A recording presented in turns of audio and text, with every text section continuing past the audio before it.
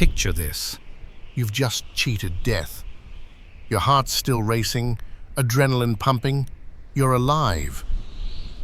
Then you hear it again. The same sound that almost killed you. Coming back for round two.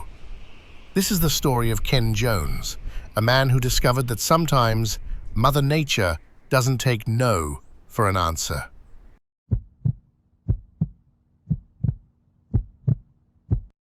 Ken Jones wasn't your average 26-year-old university student.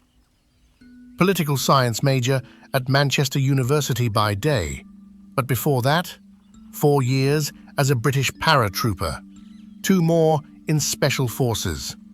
The kind of guy who sees a 8,200-foot Romanian peak in winter and thinks, vacation. January 2003, Mount Moldoveanu, Romania's highest peak. Summer, it's crawling with hikers. Winter, it's a frozen wasteland that sane people avoid. But Ken missed his army days, craved that edge of death adrenaline. So he packed his gear and went hunting for trouble. New Year's Day came and went. Ken started his climb on a crisp January morning. The first few hours, textbook perfect, steady pace, good visibility, everything according to plan. You know that feeling when things are going too well? The mountain was just warming up. Higher up the mountain, the weather flipped like a switch. Visibility dropped to nothing. Snow got deeper, heavier.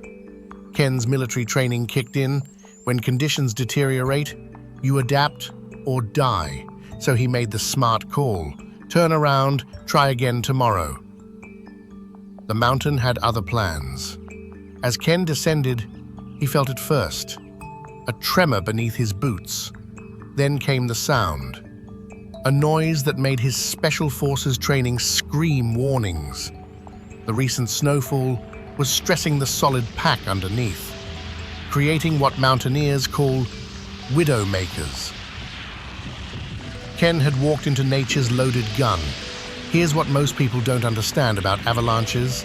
They're not random. They're physics waiting to happen. Fresh snow on old pack creates a pressure point. Add a little vibration, a change in temperature, even a loud noise, and thousands of tons of snow become a guided missile. Ken froze. The sound came again, louder this time, like the entire mountain was groaning under its own weight. His training took over.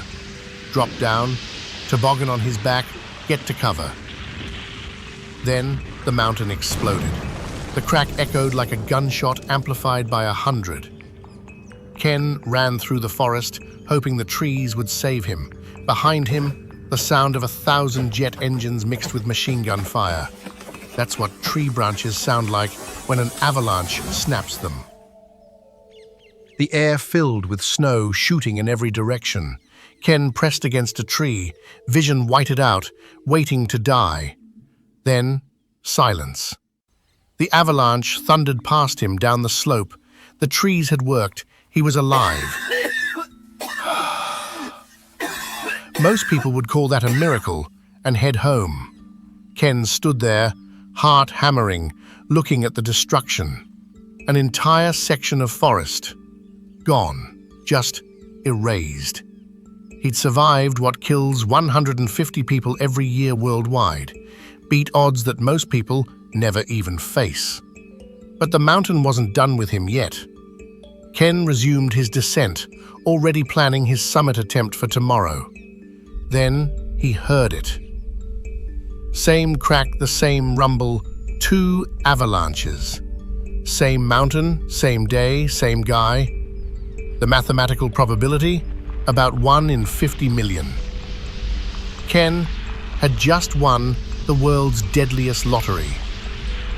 Let's pause Ken's nightmare for a moment. Medium avalanches, 165 to 655 feet wide. Volume of 220,000 gallons. Large avalanches, up to 3,000 feet wide. 2.2 million gallons of snow. That's 4 Olympic swimming pools of frozen death moving at 80 to 100 miles per hour. Ken was about to meet one face to face. This time, no trees, no protection, no luck. Ken ran down the slope, but you can't outrun physics. A cheetah tops out at 75 miles per hour. This avalanche was doing 90. The snow caught him, lifted him off his feet, and the mountain finally got its grip on Ken Jones. Ken tumbled in the avalanche like a rag doll. Then, suddenly, nothing under his feet. The avalanche had thrown him straight off a cliff, 75 feet down, 7.5 stories of free fall. When he hit the valley floor, the mountain delivered its death sentence. When Ken came to, he tried to stand. His left leg collapsed, femur snapped, pelvis shattered. Most of his gear gone. Sleeping bag, rations, first aid kit vanished.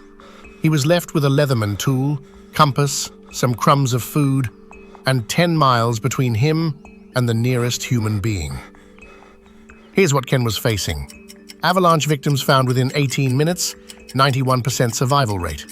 19 to 35 minutes, drops to 34%. After 35 minutes, the numbers get ugly fast. Ken was alone, broken, with no way to call for help. His survival odds? About the same as winning the lottery. Ken found his headlamp uphill, one stroke of luck in an ocean of disaster. Night fell like a curtain. Temperature plummeted. He stuffed his legs in a dry bag, pulled his arms into his jacket like a turtle. He fought sleep all night, knowing that giving in meant hypothermia. First light brought a choice: die here or crawl toward life. Ken knew there was a stream in the valley, follow water, find civilization, so he started crawling. 3 limbs, military commands in his head. Dawn to dusk, inches at a time, the stream became his highway to salvation and his torture chamber. Multiple crossings, each time strip naked, throw clothes across to stay dry. Hop or swim through freezing water with a dead leg. Then crawl further and find the path blocked by cliffs. Repeat the process, again and again. By the 3rd night, Ken was sure it was over. Hypothermia symptoms, confusion, shallow breathing, weak pulse. He'd lost all feeling in his right foot. Heavy snow started falling around him, but that snow, it might have saved his life. Ken woke up in a cocoon of snow. Like an igloo, it had kept his body temperature just warm enough. Nature's cruel irony, the same element trying to kill him, keeping him alive. He crawled on, the route bottlenecked. One final water crossing. Ken spent 3 hours in freezing water, covering barely 300 feet, his body shutting down. Hypothermia taking hold, he lost his right boot in the process, but he kept moving. The hallucinations started simple: his mother's pink Victoria sandwich, then childhood cartoons dancing in his peripheral vision. Ken kept his head down, eyes on the ground. When your mind starts breaking, you focus on what's real, the next crawl, the next breath. 4 days after the mountain tried to execute him, Ken looked up and saw tire tracks. Human civilization. Proof that the world still existed. He found a stick, fashioned a crutch, and kept moving. The finish line was in sight. After 1.9 miles on his makeshift crutch, Ken saw a house, a man inside watching TV. For 4 days, he hadn't seen another human being. When the old man answered, Ken must have looked like a ghost. The villagers saw past Ken's mangled appearance, carried him inside, offered food, drink, dry clothes. They fetched a boy named Bogdan who spoke English. Ken's first words through the translator, weakly, "Please, call an ambulance." 2 smaller hospitals couldn't handle Ken's injuries. 3-hour ride to Brasov City Hospital. Broken femur, shattered pelvis, severe frostbite, dehydration. Ken thought the worst was over. He was wrong. A few days into recovery, Ken started dying again. 4 days of unimaginable stress had created hyperactive acid levels. His stomach lining perforated, acid spilling throughout his body.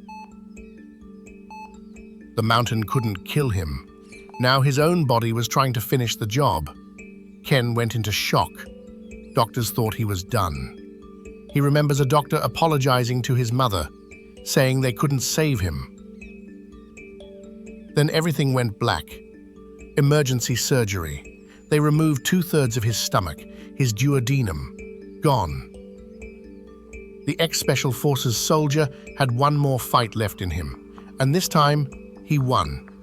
Not only did Ken survive the surgery, he stabilized enough to return to the UK after 3 weeks. Doctors said he'd never walk again. 2 years later, Ken Jones stood up and proved them wrong. Today, Ken leads an incredibly active lifestyle, training intensely as a competitive cyclist. The mountain threw everything at him: 2 avalanches, a 75-foot fall, hypothermia, internal organ failure. Ken Jones looked death in the eye 4 times and never blinked. Ken's survival story isn't just about beating impossible odds. It's about what happens when the human spirit refuses to break, when military training meets unbreakable will, when a man decides that dying simply isn't an option. That cold January in Romania, nature dealt Ken Jones a death sentence. 2 avalanches, a cliff, 4 days of crawling through hell. But Ken had something the mountain didn't account for: the absolute refusal to quit. So here's the question. When life deals you the impossible, when everything collapses around you, what choice will you make? Hit that subscribe button for more stories of humans who simply refuse to break, because sometimes the mountain loses.